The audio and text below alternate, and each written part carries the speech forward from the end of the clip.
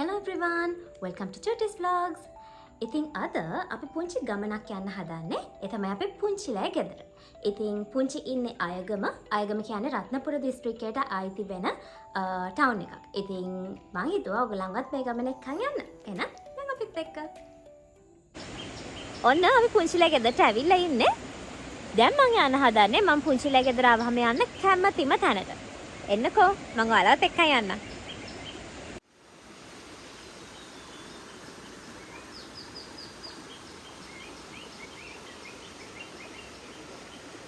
මේ දොළපාර ගලාගෙන යන්නේ අපි පුංචිලගේ ගෙදර පිටිපස්සේ.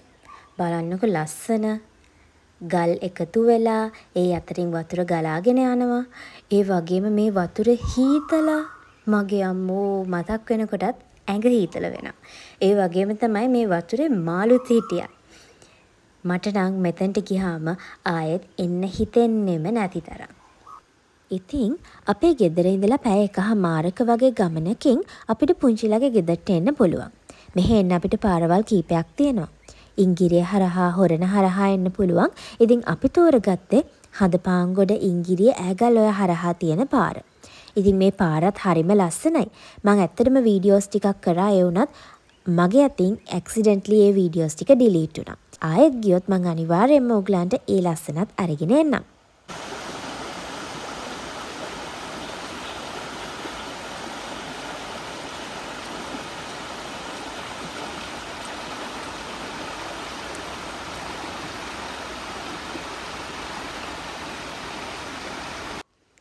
ඒ ඇසෙවිමු මාළුවෙක් කොටු කරලා පොකුණක් හදනවා. හැබැයි මේක හිටපු මාළුව හොයාගන්න නම් අපිට ලොකු ගේම් එකක් දෙන්න උනා. මොකද එයා පුංචි මාළුවෙක්.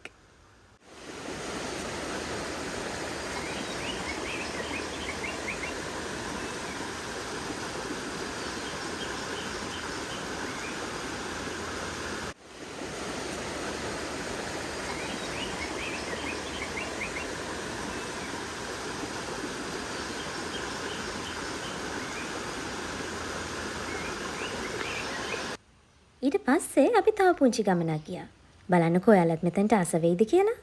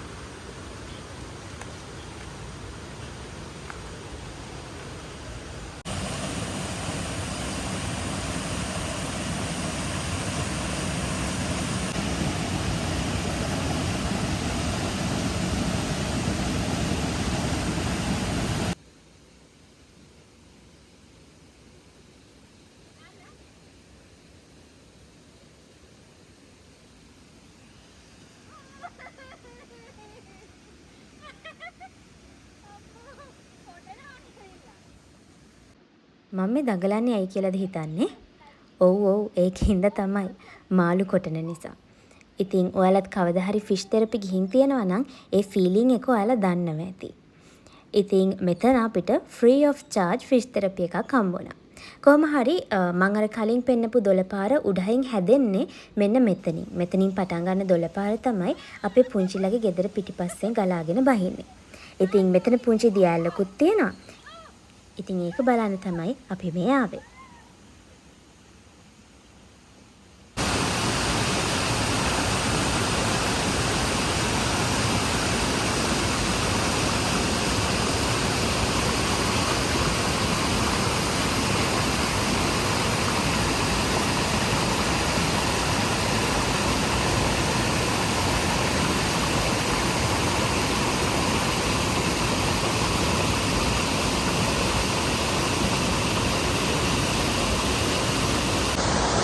අපේ පුංචිලෑ ගෙදර චුට්ටක් උඩහට වෙන්න තමයි මේ ලස්සන දියැල්ල තියෙන්නේ. මේක පොඩි දියැල්ල. ඒ වගේම ගොඩක් මිනිස්සුන්ගෙන් ඈත් වෙච්ච තැන. ඒ නිසාම මෙතන ලස්සන තාම රැකිලා තියෙනවා. හැබැයි දන්න අය ඇවිල්ලා මෙතන නාලා, සබන් කැට, ඒ වගේ රැප් බෝතල් ඒවා දාලා ගිහින් තියෙනවා මම ඊට කලින් දැකලා තියෙනවා. ඉතින් ආදරයෙන් ඉල්ලීමක් කරන්නේ මේ වගේ තැන් බලන්න නාන්නේ නෝගලන්ගෙන් කවදාවත් ඔයගොල්ලෝ ගේන කිසිම දෙයක් මේ වගේ තැන්වල දාලා මේ පරිසරය අපවිත්‍ර කරලා යන්න එපා. තවත් කෙනෙක්ට ඇවිල්ලා ඒ පරිසරයේ රස විඳින්න, ඒ ලස්සන දැක ගන්න, විඳ ගන්න ඉඩ තියලා යන්න. ඉතින් බලන්නකෝ කොයිතරම් ලස්සනයිද කියලා. ඒ වගේම මේ සද්දේ කොයිතරම් හිත නිවනවද. ඉතින් මම නම් හරිම ආසයි මේ වගේ තැන්වල ඇවිල්ලා ඉන්න. කොච්චර හිටියද එපා වෙන්නේ නැහැ. හරි පුදුමාකාර ලස්සනක්, පුදුමාකාර නිවීමක් මේ වගේ තැන්වල තියෙනවා. මම විශ්වාස කරනවා ඔයාලත් හරිම ආස ඇති මේ වගේ තැන්වලට. දියලා දිහා බලන් ඉඳලා මෙස්මරයිස් වෙච්ච අපි දෙන්නා වැස්සකට කොටු වුණා. ඉතින් අර ඈත වහිනවා. ඒකින් අපි මෙතන ගහක් යට නතර වුණා. හැබැයි අන්තිමට ගහ යට වැහි දෙකකට හුවෙත් දන්නේ නැහැ. ටික වෙලාවකින් වැස්ස පෑවුවට පස්සේ අපි ගියා දොලේ නාන්න. දැන් මගේ කලින් වීඩියෝ එක බැලුවා නම් ඔයාලට ප්‍රශ්නයක් එනවා නේද? මං කොහොමද නාන්නේ කියලා? මෙතන ඇත්තටම ගැඹුරු නෑ ළමයි. ඒ නිසා මෙතන නාන්න මට ප්‍රශ්නයක් උනේ නෑ.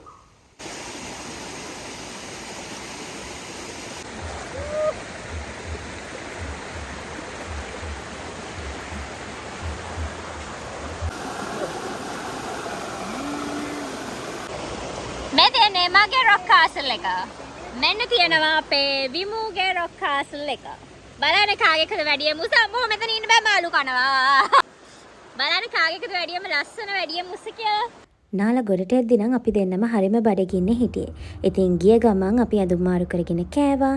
කාලා හිටපු අයත් එක්ක කතා කර කර ඉඳලා අපි ගෙදර එන්න පිටත් වුණා.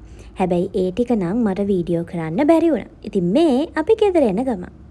ඉතින් ගෙදර හිටපු ඔයාවත් මං හිතනවා මම මේ වීඩියෝ එකෙන් මේ පරිසරයට එක්කන් ආවා කියලා. එහෙනම් අලුත් වීඩියෝ එකකින් හම්බ වෙනකන් පරිස්සමින් සතුටින් ඉන්න.